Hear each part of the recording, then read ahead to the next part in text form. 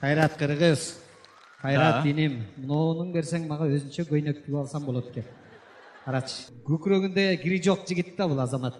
Үйдө жүргөндө жүрөт да ошон үчүн ушундай кийинип алат. Карачы. Биздин шапкаң сонун экен. Эме. Ырдаганыңды элдер угуп жүрөт. Бир анекдот айтып көрбөйсүңбү? Анекдот бу. Анекдотун баары эле меники пошлый болчу да. Жок, пошлый эмес. Эми түзүгүрөгүм Келдибек агай Ош базарга барып, атайы баягы кемпири жөнөткөн окшойт, жумурткалардан алып келди деп блок менен көтөрүп келаткан экен. Анан баягы маршруткага түшүп эле шапа-шупа, анан кийин отура калайын десе, месталар такыр жок экен да.